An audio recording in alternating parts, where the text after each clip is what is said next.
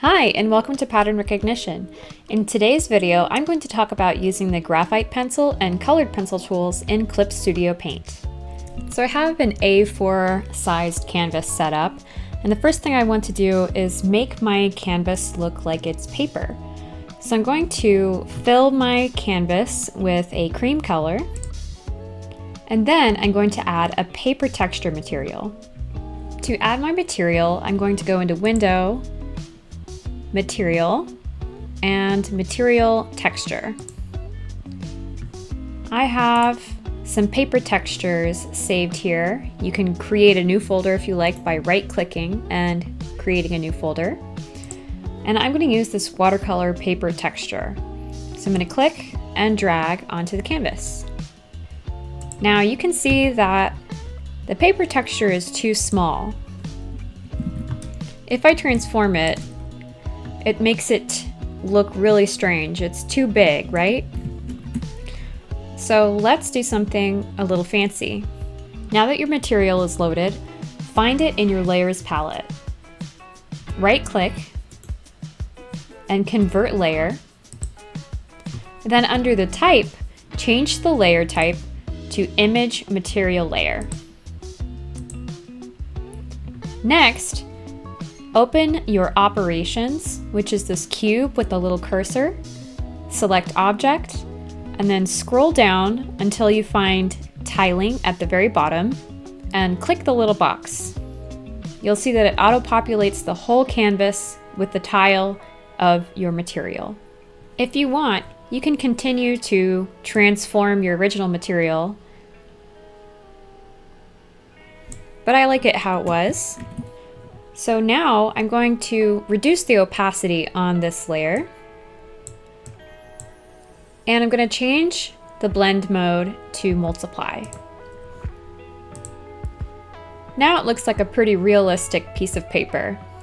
So I don't accidentally mess with my material, I'm going to make sure to lock my material layer using the lock layer padlock icon here.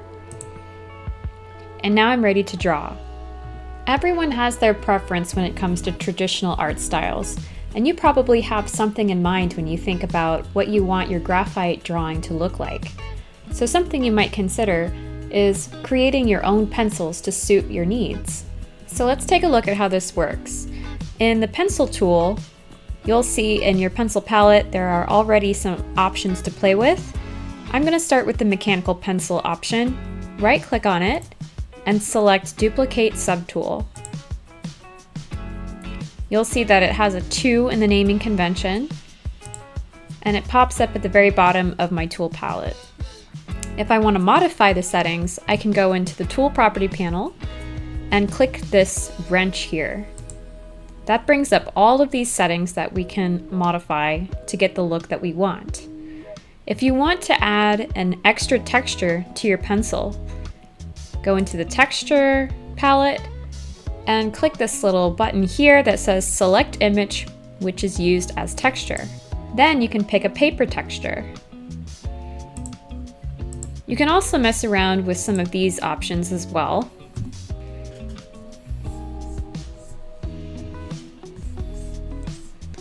And see what you like.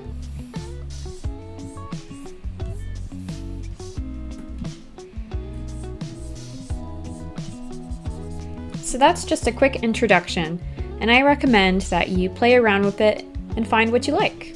Or you can find an asset on Clip Studio Paint's website that someone has already made and just download it. So here's an example of the pencil that I've made. And I'm using a really light touch. If I press harder, I get more of a solid line and less of the texture shows up. Now, something you probably want to change on your settings over here in the tool property is stabilization. I have mine set all the way to max. If you take it off, you can see that there's a little bit of wiggle in the line versus nice and smooth with the stabilization turned all the way up. You can also change the post correction here at the bottom and increase the strength of the post-correction. You can see how the line adjusts itself a little bit.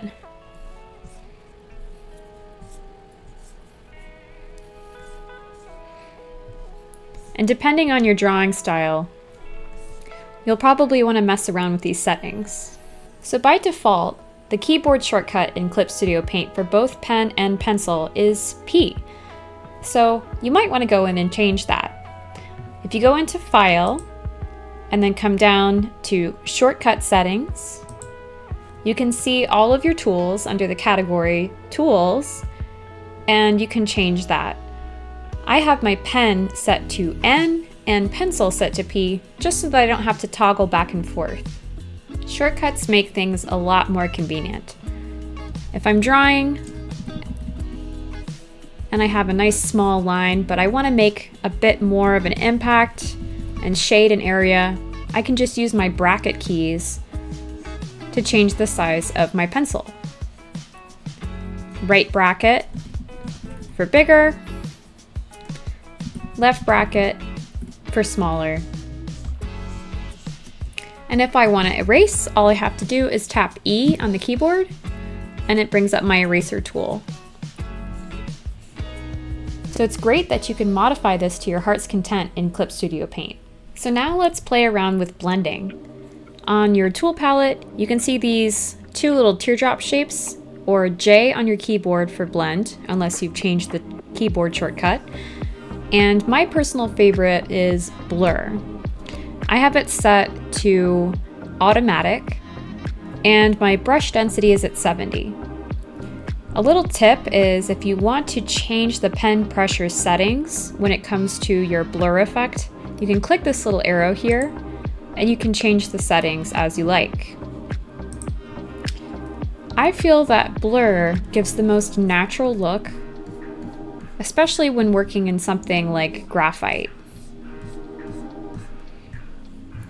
You can also play around with the texture blender and change your texture by going into this little texture box here, and it'll bring up your material palette like we did for the pencil and also for your paper texture. So now let's see if we can play around with some colored pencil effects. The first thing I would recommend is to change your color wheel to have this triangle option, and you can do that by clicking this little button here. I prefer the triangle because it's easier to find the saturated colors, and usually in colored pencils they're quite saturated because they're solid pigments. So let's say you're trying to shade the edge of something. I would start with a darker color,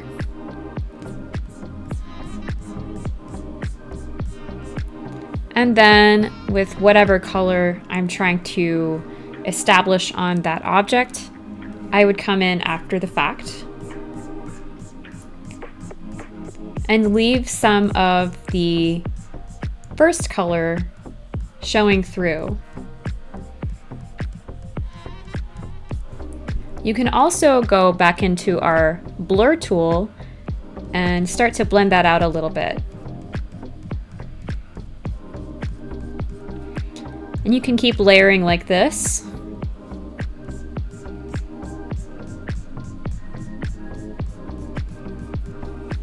Maybe come in with a saturated lighter color.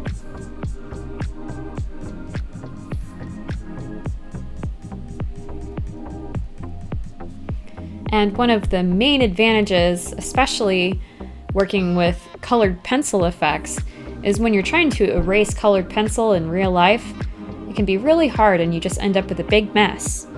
But in digital art, you can just select your eraser tool and get rid of what you don't like, just like that. My preferred eraser is the kneaded eraser because it has a little bit of texture built into it, but you can play around with all the different types and see which one you like best. Here's another technique you can play with. So I have this little block of yellow here. I'm going to create a new layer on top of it and make sure that my blend mode is set to multiply. Then I'm going to draw on top of it. and it starts to blend a little bit with the color beneath. We can also use the blur tool here. I like to leave a little bit of the texture behind just so that it feels more tactile and realistic. And then with our eraser tool, because we have a layer underneath what we're working on, if we pull out little pieces from the layer above, we can get some really nice bright highlights that way.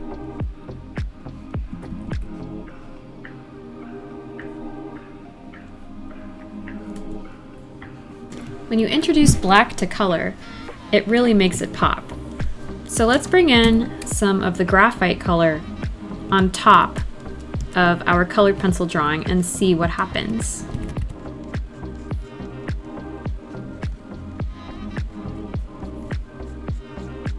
It really starts to come forward on the page.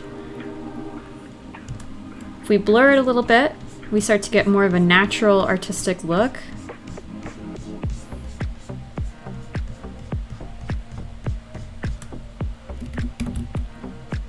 And you can just keep layering like this, just like you would with real pencils. And remember that if you're trying to make it look traditional, the more mark making, meaning the strokes that you apply, the more natural it's going to look and the more convincing it will be to the viewer. Let's see what happens if we color over this little block here, and I am on a new layer, and then I blur a little bit, and then I come back in with my eraser tool. We can get some really fun effects. Did you ever do that project in school where you would draw in color and then paint over it in black and then do the little scratch out?